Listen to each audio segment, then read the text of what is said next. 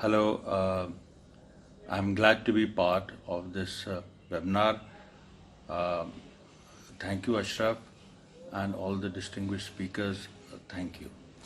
Now, when we talk about the malfunctioning US democracy, then obviously we have as a reference point the current protests going on after clippings of an American police officer in Minneapolis was found killing a black man on camera live through the chalk hole method. And suddenly we have this huge movement uh, in a situation where there is a COVID lockdown and where social distancing is being propagated as the norm. The authorities, it seems, have assumed they have taken control over a lot of power in their hands, and they're not allowing like basic civic behavior. And even then, we are seeing a situation where in the world's most prosperous country, which is supposed to be the greatest democracy of the world, where people have rights and they're educated and it's like the first world. I mean, America is the first world, and yet they are not following social distancing. They are not following the dictates of their rulers. They are coming out on the streets and protesting against gross human rights. We were told that basically America has won this basic battle, where they have been able to guarantee rights to all of their citizens. But it seems that there is a problem in the way the American society is structured, because now people are talking about institutional racism, which means that the human rights issue is alive in America. So human rights, and it is not only alive, it is actually there is a racism against people of color on a day-to-day basis. Although the laws there and everything, they have eliminated any such any such social phenomena. They say that everyone is equal, and they have passed. I mean, over generations, America has fought a civil war over this, and yet institutional racism is not gone. Now the point is that we are seeing that this issue of racism, which and the US keeps accusing countries of the third world, and especially Iran and Venezuela and Russia, China, India. So the US keeps accusing these countries of violating human rights, when we are now seeing that actually US is also it's not a perfect society. There are human rights violation. In fact, more blatant than probably they are elsewhere. So so US has actually lost the right to speak on this issue, to dictate to others or to lecture others on this issue.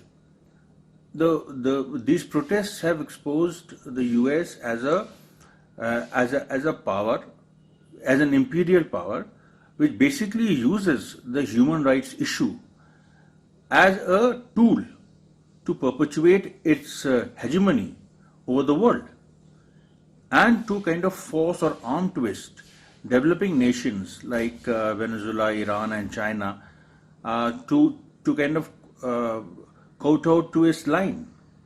So this is actually something which is very very clear from the incidents that are happening. American people are not happy with the way U.S. democracy is structured, with the way because they feel that it's a two-party system where every 4 years one part. I mean, there are just two presidential candidates who are kind of allowed to compete, and both these candidates more or less follow the same policies. They do not address structural issues. They hold primaries. They raise funds. There's a huge element of money power involved.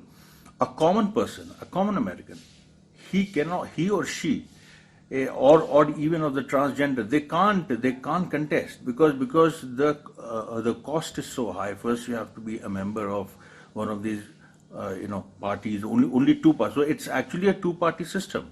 It is not a democracy where you can form your own party, or where you can compete with the with people, or with parties that possess a huge amount of money. You cannot do that. Even at the local level, where in local municipal elections, where people stand for like independents stand for elections, sometimes they're elected, but most of the time, even at the local level, the grip of these two strong parties, the Republican Party and the Democratic Party, is so strong that people they just are unable to raise the kind of funds required for an election, because America is a market-driven society. It is a capitalist society, and it has reached the level of prosperity. Although there are poor, there are poor in America, and who have increased in recent years, and since the onset of 1980s and Reagan economics and the collapse of the Soviet Union, the rich-poor gap in America has risen. The American dollar is constantly falling. But even then, America is a prosperous country. Yet at the same time, the system on which this prosperity stands is a political system which guarantees rights to its citizens. And the contradiction that has developed is that those rights are not being translated onto the ground. Those rights are not being translated onto the ground.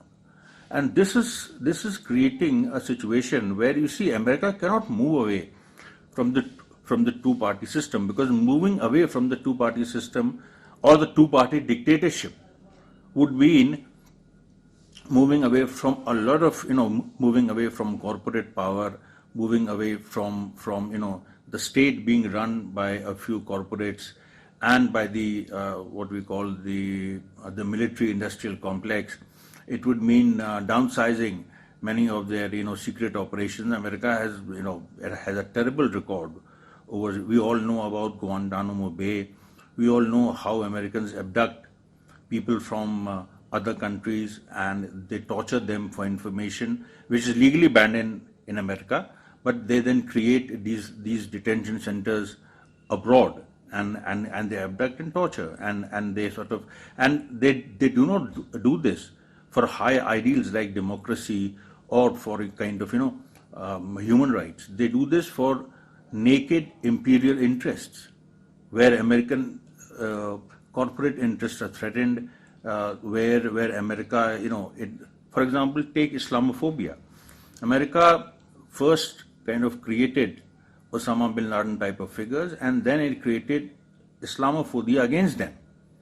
And it targeted Iraq when Iraq had no weapons of mass destruction, and now America is targeting Iran. And in between, Mr. Trump, he keeps threatening different nations. He keeps threatening China. He keeps threatening Russia. So it's like it's a situation where I think the entire the entire edifice on which American democracy stands has been shaken to the core. The second part, the second part in this entire discourse is, of course, is the way the American ruling class is not divided, because Trump immediately threatened, and this whole there has been a militarization of the U.S. police, which has been done at the instance on the bidding of Israel, on the bidding of the Jewish lobby there, and Israel has trained American police, and in military tactics. So they are now dealing with civil protests and with day-to-day policing on the basis of military tactics. Now, and this has been exposed in the protests, and where Trump is he's on such a light fuse that he immediately threatened troops, that I will send troops against the against its own people. But then the former defense secretary, the current defense secretary, they came out specifically saying that troops will not be involved against the American people. So this shows that how these protests have exposed American democracy as not only malfunctioning but also a divided house. Thank you so much. Bismillah ar-Rahman ar-Rahim. Hello everybody.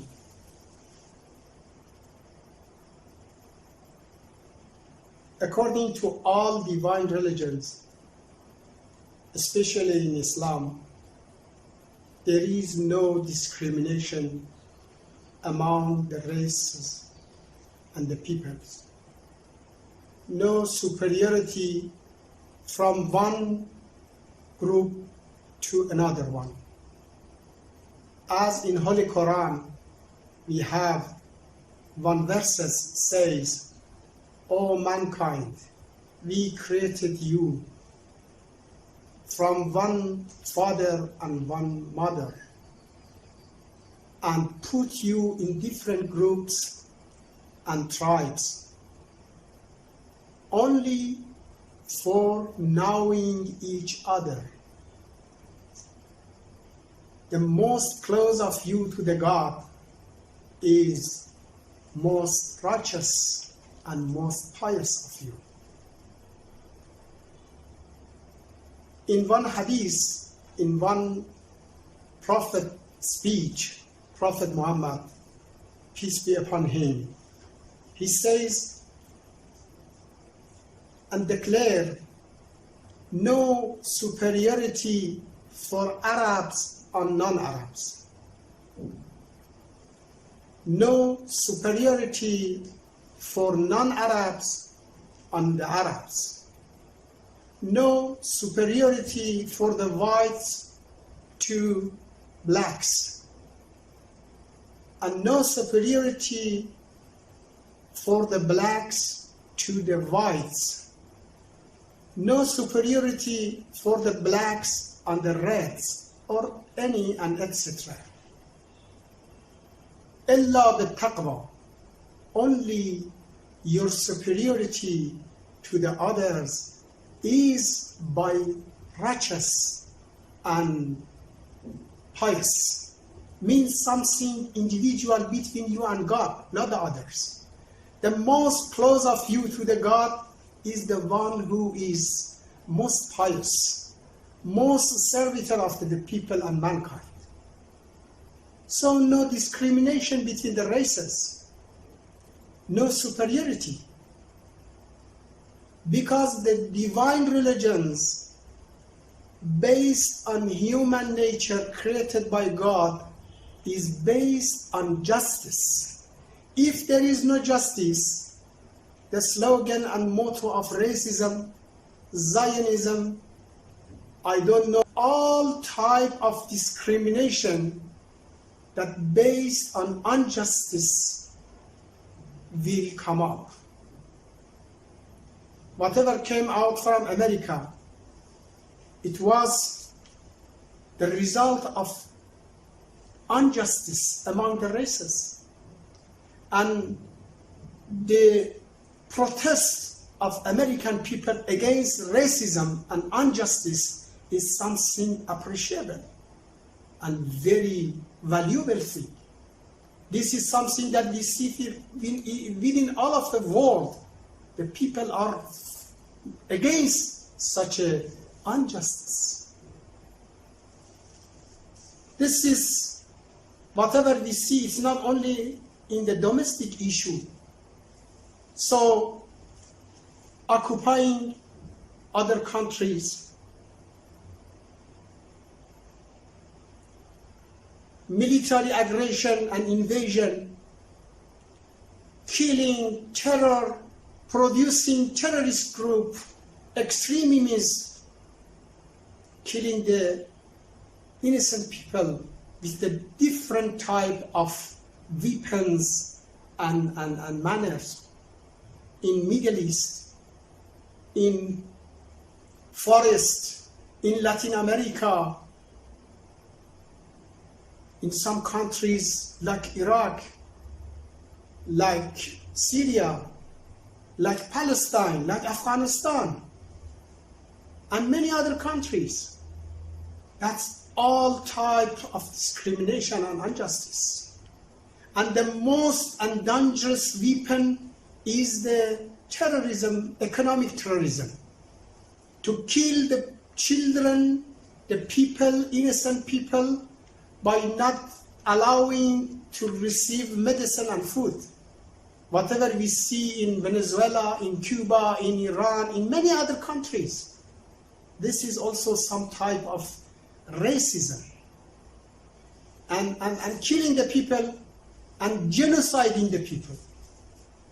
This is whatever some people and some group and some countries are using of very sound notions, sound rules, and acceptable phrases and principles like human rights, misusing these principles against others just only for interfering in their domestic issues and affairs. So we see such a using of human rights against Iran, Venezuela, Cuba, and independent countries. It is hypocrisy. You see how the people of Palestine are killed, genocide, culturally, physically, and have been out of their land, homeland, for 70 years, and never this regime have been condemned by America and almost supported. And the veto vote in UN Security Council are used by American in favor of this regime. So injustice is the base of racism. Racism is not only white against black or black against white. Racism comes from double standards, comes from misusing the very sound issues like human rights against humankind and human being. We do believe the people of America, the people of Europe, all of the wars should be against racism. All type of racism, all type of injustice, and all type of terrorism.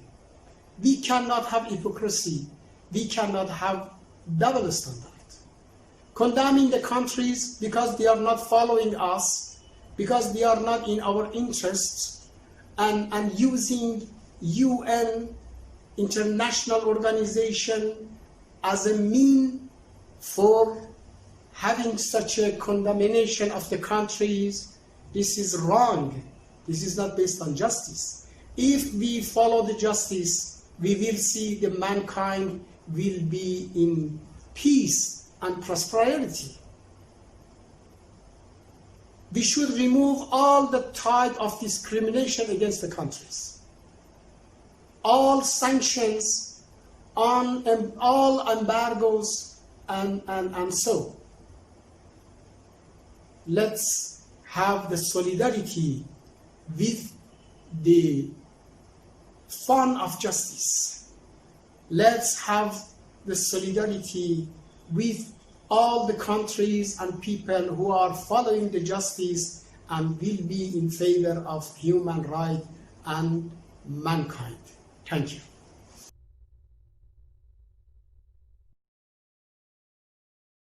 Before coronavirus, there was a talk of controlling China and its influence in order to preserve the status of American superpower.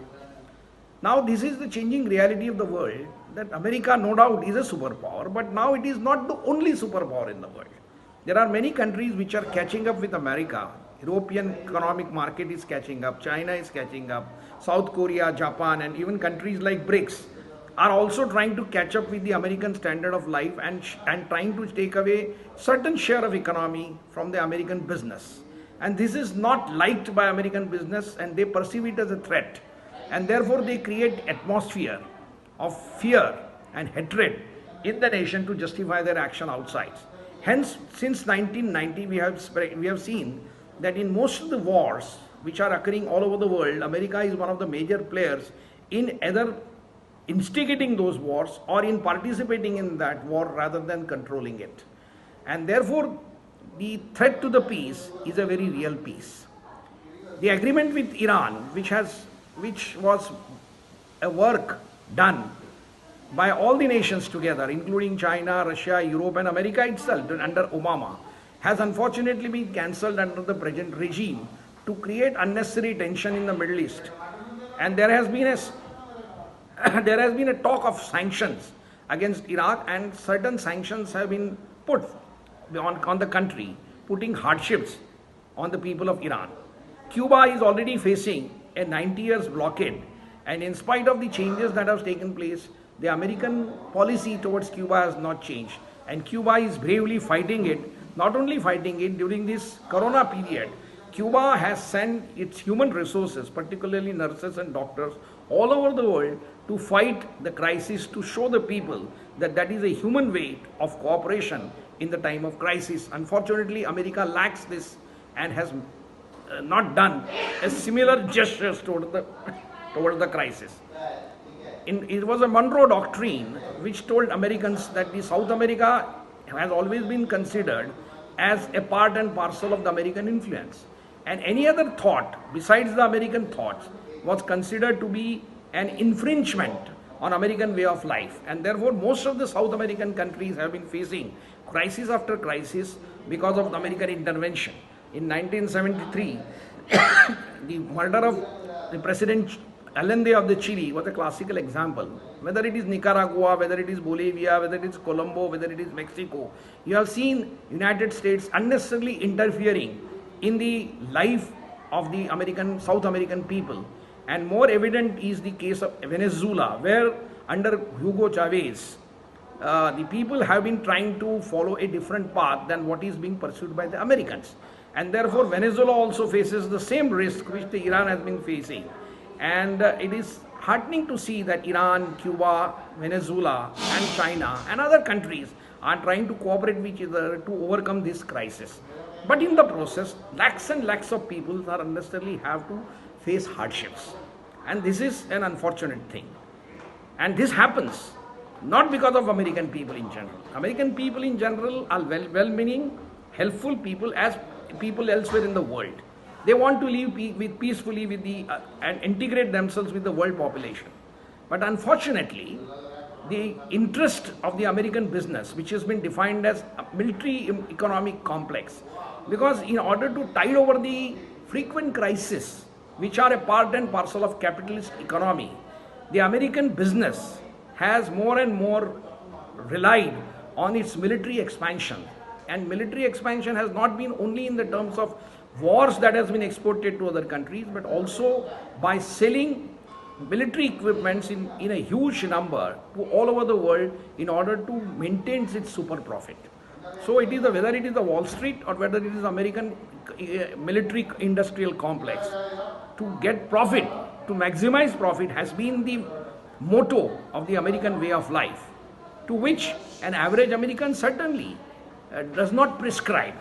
So let us be very clear that we are not fighting with American people as such, but we are fighting with the policies of the American business and military industrial complex, which believes in supremacy, in dominance, and in order to maintain that, they use words like American way of life, freedom, democracy. All these words are being used, but the American reality is that they have always compromised with the principles of freedom, principles of democracy, and principles of free expression of the other people have always been encroached upon by the Americans.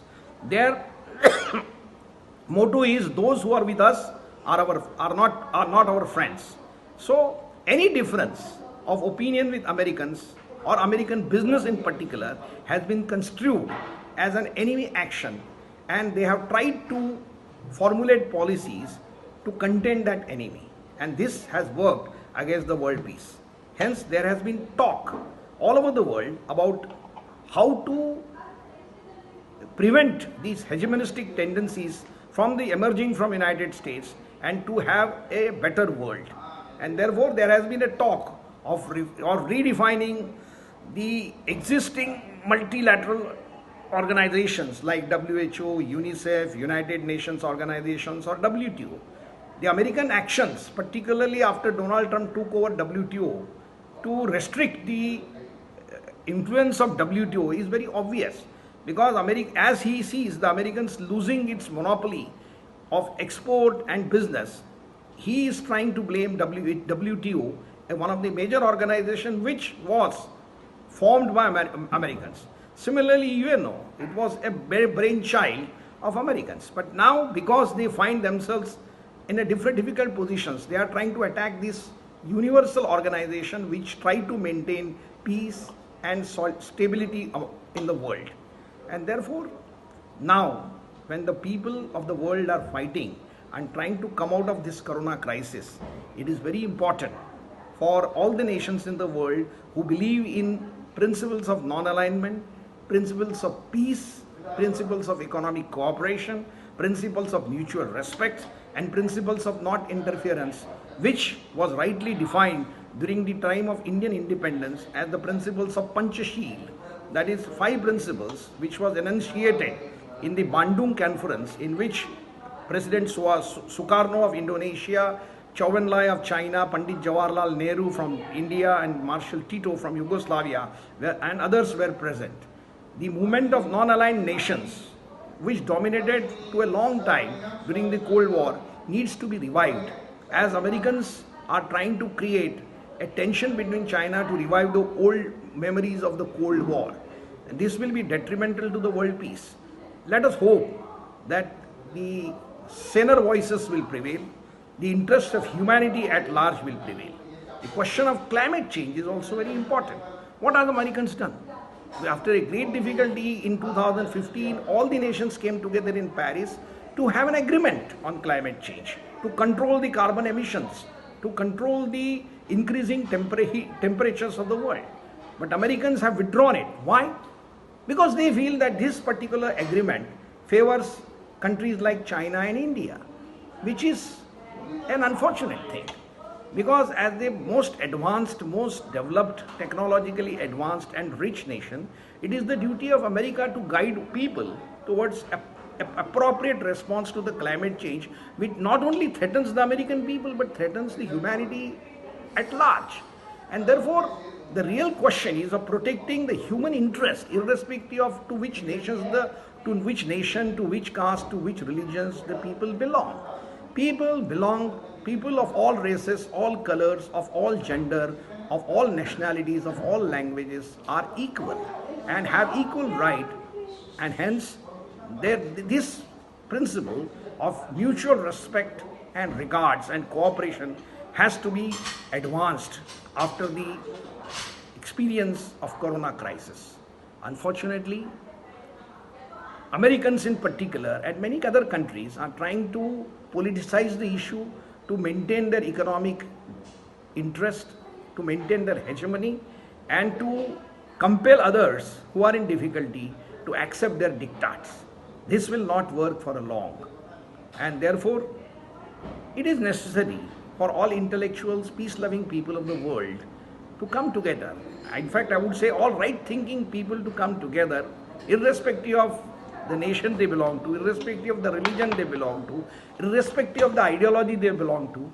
The general principle has to be that human race has to be protected from the vagaries of climate change, from the dominance of hegemonistic economic interest, and for the betterment of human life.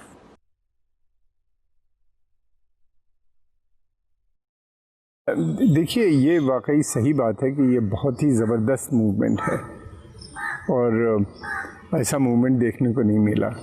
लेकिन America में हमेशा से history रही है movements की। हमने देखा जब उनके यहाँ गुलामी का दौर था, या जिस ज़माने में उनके यहाँ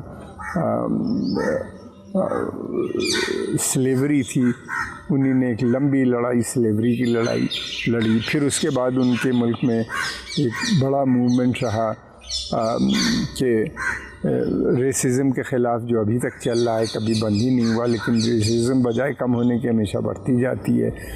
उनके यहाँ वीमेन मूवमेंट बहुत स्ट्रॉन्ग रहा है, वीमेन औरतों ने बड़ी लंबी लड़ाई लड़ी अपने हक़ के लिए। तो अब ये है कि अब रेसिज़म के ख़िलाफ़ दोबारा से जो एक लड़ाई में देख रहा हूँ पिछले 4-5 साल से बढ़ती जा रही है।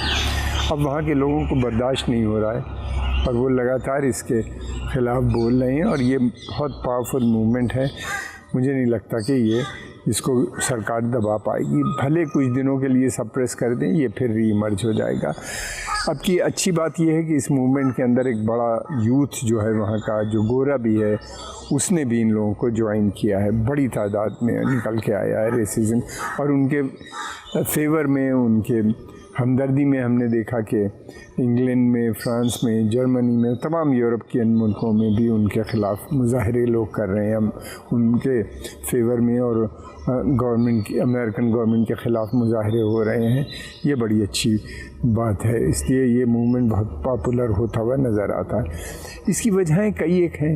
एक सबसे बड़ी वजह तो ये है कि जिस तरह वहाँ इकनॉमिक कंडीशंस बहुत ख़राब हो गई हैं, उसके ख़राब होने की वजह से सबसे ज़्यादा नुकसान में वहाँ पे जो है वो, वहाँ पे जो लोग अफ्रीकन ओरिजिन के हैं या एशियन ओरिजिन के हैं या दूसरी जगहों से आके जो बसे हैं, जिनका अमेरिका के डेवलपमेंट में एक बहुत बड़ा रोल रहा है, उनका मैं समझता हूँ कि उनके ऊपर बहुत बुरा असर पड़ रहा है। उनको बाकायदा सप्रेस किया जा रहा है। दूसरी तरफ ये कि कोरोना के चलते हुए भी जो अनएम्प्लॉयमेंट वहाँ पे लगातार बढ़ती चली जा रही है, उसमें भी वही लोग शिकार हैं। ये डेली, इसमें से बहुत से तो डेली वेज अर्नर्स थे जो रोज़ के रोज़ कमाते और खाते थे। ये सब लोग काफ़ी परेशान हैं काफ़ी दिनों से। दूसरी बात ये कि जो अमेरिका की पॉलिसी रही है ग्लोबलाइजेशन की, उसके चलते हुए वहाँ पे ज़्यादातर कंपनीज़ बंद हो गई। उन कंपनीज़ ने अपना इन्वेस्टमेंट दूसरे मुल्कों में शिफ्ट किया ताकि जहाँ सस्ता लेबर था, उसके चलते हुए बड़ी तादाद में लोग वहाँ पे अनएम्प्लॉयड हो गए हैं। ये अनएम्प्लॉयड बहुत दिनों से डिमांड कर रहे थे, तो गुस्सा जो था वो काफ़ी दिनों से चल रहा था। और अभी जो सानेहा हुआ, जिसमें एक ब्लैक अफ्रीकन को जिस तरीके से मारा गया, जिस ब्रूटैलिटी से उसको शहीद किया गया, मैं तो कहूँगा, और उससे ये वो सब बस्ट हो गया और सब लोग सड़क पे निकल आए। बुरा असर होगा, मैं समझता हूँ। देखिए, ये मूवमेंट तो ख़त्म होने वाला नहीं है। ये मूवमेंट इसलिए कि अमेरिका की मुश्किलें और आने वाले वक्त में बढ़ती हुई नज़र आती हैं, इसलिए कि इकनॉमी उनकी बहुत श्रिंक कर जाएगी, काफ़ी कम हो जाएगी, और उनको अब जो पहले लोन ले लेते थे चाइना और दूसरे बड़े मुल्कों से, वो भी नहीं मिलेगा। एक्सपोर्ट ओरिएंटेड इकनॉमी है, एक्सपोर्ट अमेरिका का भी बहुत कम हो जाएगा। उसकी वजह यह है कि जिन मुल्कों को एक्सपोर्ट करते थे उनके पास ख़ुद इतनी फॉरेन एक्सचेंज नहीं होगी कि वो एक्सपोर्ट करें। हमने देखा है ज़्यादातर देश जो हैं वो सेल्फ़ रिलायंस की बात कर रहे हैं, प्रोटेक्शनिस्ट पॉलिसीज़ अपना रहे हैं, और मैं समझता हूँ कि लिबरलाइजेशन या जो उनकी पॉलिसी थी ग्लोबलाइजेशन की, उसको एक बहुत बड़ा सेटबैक मिलेगा और अमेरिका की इकनॉमी पे उसका बहुत बुरा असर पड़ने वाला है। और जैसे जैसे इकनॉमी इनकी क्राइसिस में आएगी, वैसे वैसे इंटरनल अंदरूनी हालात और बिगड़ते जाएंगे, और आने वाले वक्त में मुझे ऐसा लगता है कि बहुत ज़्यादा वहाँ पे रिप्रेशन होगा, लोगों को दबाया जाएगा, उनकी आवाज़ों को कुचला जाएगा। ये इस तरह का सिनेरियो वहाँ पे बनता बनेगा। जाहिर सी बात है कि जहाँ तक सवाल है एशियन कंट्रीज़ में, इन मुल्कों के अंदर ख़ुद एक बड़ा मूवमेंट, जो प्रो अमेरिकन रिजीम्स हैं, ये बहुत कमज़ोर हो गई हैं, और यहाँ पे भी काफ़ी ख़ासतौर से अरब देशों में या अफ्रीका के बहुत से देशों में हमने देखा है, वहाँ पे एंटी अमेरिकन सेंटिमेंट बहुत स्ट्रॉन्ग हो रहे हैं। गवर्नमेंट कमज़ोर, प्रो अमेरिकन गवर्नमेंट काफ़ी कमज़ोर होती हुई नज़र आ रही है, और मुझे नहीं लगता कि ये हुकूमतें बहुत दिन तक चल पाएंगी बहुत सी जगह, क्योंकि हुकूमतें बहुत स्ट्रॉन्ग है, मिलिट्रीली ये सप्रेस करने की कोशिश कर रहे हैं। इसलिए बहुत सी जगहों पे हमने देखा सिविल वॉर जैसी सिचुएशन, केओस एंड एनार्की फैलती हुई नज़र आ रही है। दूसरी बात ये भी है कि एक पॉजिटिव चीज़ भी नज़र आ रही है, लोगों को, यूथ को और लोगों को इन देशों में ये रियलाइजेशन हो रहा है कि किसी बड़ी ताकत के ऊपर बहुत ज़्यादा डिपेंड नहीं करना चाहिए, बल्कि ख़ुद अपने को मजबूत करना चाहिए। वो ईरान को एक एज ए मॉडल की तरह भी देखते हैं, जिसने सैंक्शन के बावजूद अपने को जिस तरीके से डेवलप किया इकनॉमिकली, मिलिट्रली और अदरवाइज एजुकेशनली, कल्चरली जो उनका डेवलपमेंट हुआ है, उससे भी एक असर पड़ रहा है पूरी दुनिया पे। तो इस तरह के चीज़ें इमर्ज हो रही हैं। मुझे लगता है कि आने वाले वक्त में एशिया के अंदर साउथ साउथ कोऑपरेशन, यानी इन देशों का आपस में कोऑपरेशन बहुत बढ़ने की उम्मीद लगती है। एक नया मूवमेंट, नया वर्ल्ड ऑर्डर बनेगा, उसमें ये लोग आपस में ज़्यादा कोऑपरेट करेंगे। साउथ एशिया का जहाँ तक सवाल है, साउथ एशिया में अमेरिका काफ़ी कमज़ोर नज़र आता है। उसकी वजह यह है कि उसका अभी तक सारी पॉलिसी जो थी वो पाकिस्तान पे डिपेंडेंट थी, और पाकिस्तान से अब उसके रिश्ते थोड़े बिगड़ते हुए नज़र आते हैं। अफ़गानिस्तान के अंदर उन्होंने सोचा था कि वो एक प्रो अमेरिकन रिजीम बना देंगे और उसके ज़रिए से अफ़गानिस्तान की सिचुएशन को कंट्रोल करेंगे, लेकिन वहाँ पे वो उनको बहुत ज़्यादा कामयाबी नहीं मिली। रिजीम तो ज़रूर एंटी अमेरिकन नहीं है, लेकिन ये कि वो अमेरिकन इंटरेस्ट को प्रमोट नहीं कर पा रही है। और फिर उसके अलावा दूसरी तरफ ये भी है, चाइना का इन्फ्लुएंस इन साउथ एशियन नेशन में लगातार बढ़ता चला नज़र आ रहा है। मुझे नहीं लगता कि साउथ एशिया में अमेरिकन कोई एक बड़ा रोल इस वक्त प्ले कर पाएंगे। मिडल ईस्ट में भी इनको दुश्वारियाँ आएंगी। तेल की कीमतें मुझे नहीं लगता कि बहुत ज़्यादा बढ़ेगी आने वाले वक्त में भी, और उसके न बढ़ने की वजह से इनका तेल का कारोबार जो मिडल ईस्ट का होता था उस पर भी असर पड़ेगा। उसकी सबसे तेल का कंजम्पशन भी ज़रूरत से ज़्यादा कम होता हुआ नज़र आ रहा है आने वाले वक्त में, क्योंकि इकनॉमी कंट्रैक्ट कर रही है, इकनॉमी कमज़ोर हो रही है सभी देशों की, तो उसकी वजह से ऑयल कंजम्पशन भी कम होता हुआ नज़र आ रहा है इन देशों के अंदर। तो वो जो इनको तेल की वजह से फ़ायदा होता था, क्योंकि तेल का ट्रेड ज़्यादातर ये डॉलर में करते थे, तो उससे डॉलर स्ट्रेंथन होता था, डॉलर भी वीक होगा और ऑयल कंपनीज, फिर तेल की कमी की वजह से जो अमेरिकन ऑयल कंपनीज़ हैं इनका hundreds of billions of dollar का नुकसान हो गया है, और ये दोबारा रिवाइव करना इनके लिए मुश्किल नज़र आती है। तो पूरी मुझे इन हालात में अमेरिकन एक बड़ी क्राइसिस में आते नज़र आते हैं। और फिर अमेरिका, फिर दूसरी तरफ ये है कि ये यूरोप जो इनके समर्थक देश है, वहाँ भी हालात अच्छे नहीं नज़र आते। वहाँ भी उनकी भी ज़्यादातर कंट्रीज़ रिसेशन में जाते हुए नज़र आ रहे हैं, और मंदी के दौर में बहुत मुश्किल होगा उनके लिए भी।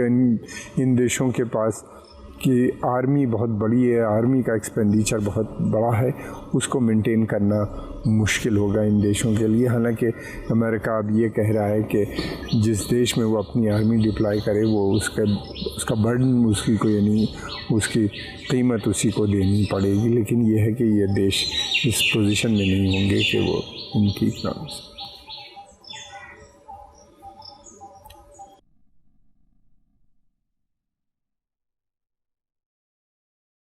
Today we are here to discuss the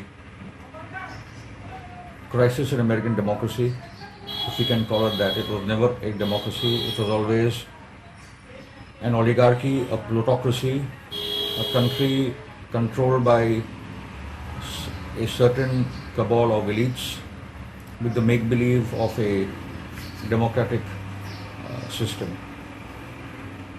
Essentially what we are also witnessing in the current scenario, in the context of the George Floyd murder by the police again in America, is one, the race question has again come back to the forefront, but at the same time even the class question, the inherent inequalities in a crony capitalist system such as the one that America has. So we are also witnessing a major class struggle in America, which is why we witness a multiracial uprising in America, in the current scenario. We are also witnessing the National Guard of America, even private contractors, now taking over the Lincoln Memorial and the White House surroundings, or the White House. That is how threatened the American ruling elite and classes are today. Basically, the wars that America has exported to various waters of the world with fancy terms like the war on terror and humanitarian intervention and the war on drugs and what have you, all those wars of genocide and destruction have come back home, which is why we are witnessing a highly militarized police state, an inverted totalitarianism, which has really come back home. We are witnessing a perpetual state of warfare which they had exported to the world coming into America. And along with that, we now come across terms like dominating the battle space and the full spectrum dominance that failed in Afghanistan, in Iraq, in Vietnam, in Somalia, in Syria, in Yemen, in all these countries that America has either directly invaded or aided and abetted the abettors such as the Saudis in Yemen. All these sins of the American ruling classes is now coming back to haunt their society and the country. And the crisis within America is extremely stark. It is ridden with debt, more than $21 trillion of national debt. Today the students who are marching in America have a combined debt of $1 trillion in terms of the student debt. We see the guns across America, nearly 400 million guns and maybe more for a population of 330 million people, leading to 20,000 deaths or more per year. They don't even lose so many soldiers every year in the war that they have exported to various parts of the world. So the nature of gun violence in America, the fact that America has more prisoners than any other country in the world, 2.3 million prisoners in state and private prisons, and these private prisons are profit-making enterprises, and they keep on getting more and more prisoners, mainly from the African American and other racial minority groups within America. The entire economic system is run as a massive scam, which is why we are witnessing even now with the COVID lockdown, the share market continues to rise even when there is no production, when there is no market, so to speak, running in that country. So in that context, the uprising within America, where millions of people across the US and millions across the world are now taking to the streets against the American deep state. This is no longer about George Floyd alone or the race question. It is now encompassing the various issues and that have come to the forefront. The main being, I believe, that the deep state run by Pentagon and the entire military industrial complex, that has come to the forefront. Wall Street and the entire economic scam that we have been witnessing time and time again, the last economic crisis in 2007 and 8, now again the economic crisis, which has been only been, you can't really see it because of another scam called the COVID-19 scam, or then the economic crisis was right here. The banks were going to collapse, companies were going to collapse, and now they're again getting massive bailouts in the name of, under the guise of COVID. The other crisis of the pharma industry, which is the largest financer of the American Senate and Congress, and how they've actually pushed for a fake lockdown so that they can make billions of dollars through mandatory vaccines. Then the technocratic dictatorship personified by Bill Gates, where they're looking for mandatory digital surveillance of every person in America and pushing for their agenda across the world through similar crony capitalist governments that are siding with them. So here the American uprising is addressing many core issues, and That is where we stand with them. But at the same time, I'd also like to tell the American people that please pay attention to the invasions that your country has indulged in the last 30 years and more. Actually, it's not about just post 1990. They've wreaked mayhem in South and Central America, but people have fought back. And the Bolivarian socialist revolution is taking deep roots, though they've faced certain, there have been certain problems because of the American attack, economic sanctions on Venezuela, and the regime change in Bolivia, as well as in Brazil for that matter. But the point is that the resistance coming from Iran and Venezuela, from Russia, and their combined role in Syria has defeated the entire terrorist project in Syria. The resistance from the Houthi and the Ansar Allah movement in Yemen has ensured that the American-backed Saudis, the entire project of conquest has collapsed in Yemen. In fact, the Saudis are in a deep state of military and economic crisis due to the resistance in Yemen. In Afghanistan, the Americans are all set to withdraw. They have failed after 17 years of occupation and destruction, reducing an entire country into a poppy field, into heroin cultivation. Which is why today Afghanistan is the biggest supplier of opium and heroin across the world, and it is the CIA that actually runs the entire operation. In Iraq, the occupation must end.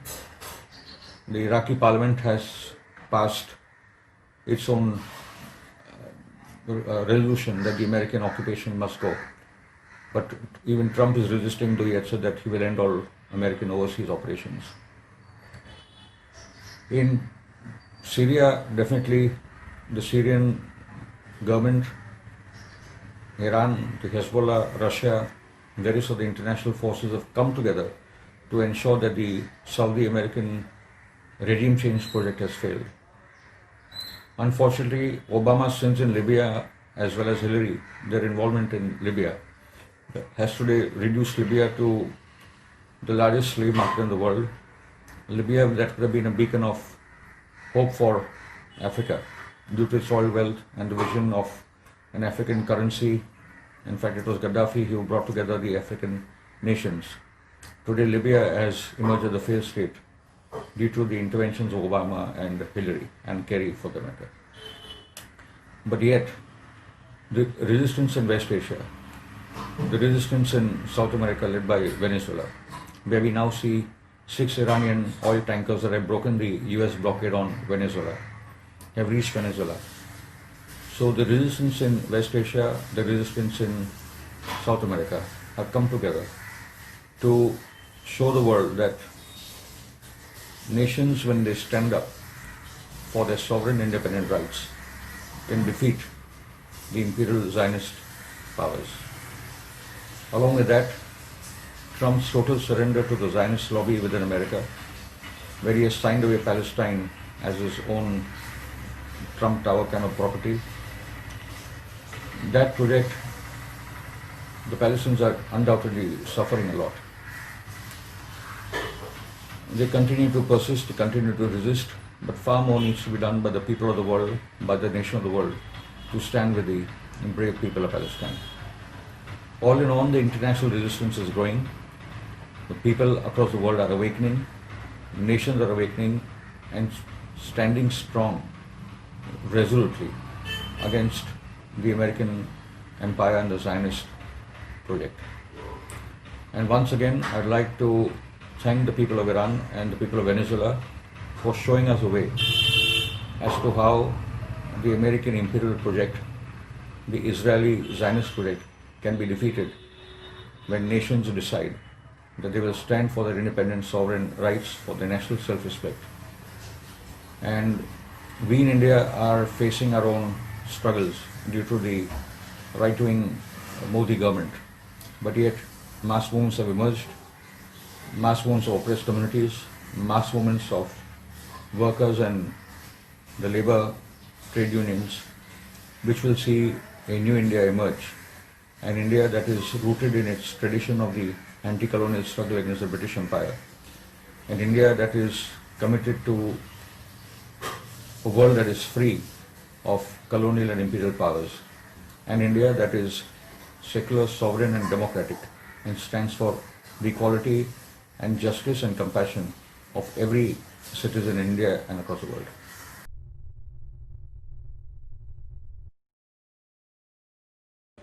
American society right now is deeply racialized. The awful prejudice against African Americans has a colonial legacy. It is rooted in the colonial history of America when mercantilist Europeans benefited immensely from slave trade in the Atlantic.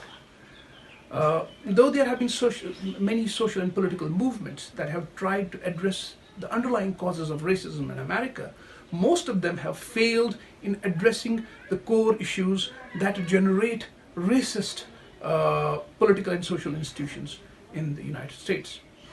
Though one extreme manifestation of racism, that is slavery in America, was abolished in 1865 by one of the most important presidents of the United States, the 16th President of America, Abraham Lincoln.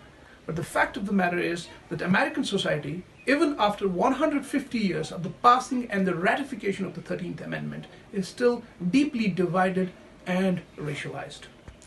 The ongoing protests and the movement that is led by Black Lives Matter movement is part of those series of movements that have tried to address the underlying systemic discrimination in the United States. This was triggered by the killing of George Floyd very recently. But one has to understand that the most significant aspect of it is part of those series of movements that have tried to address the underlying systemic discrimination in the United States. This was triggered by the killing of George Floyd very recently.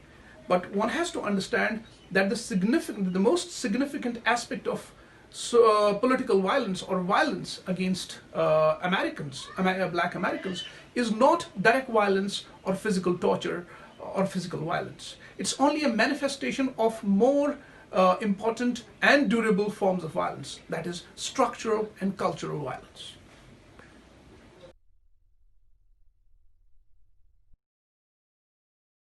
One very important thing I want to mention here, and which was very evident during the recent protests, is that there is this new generation of African Americans and their allies who have realized that since this bigotry, since this systemic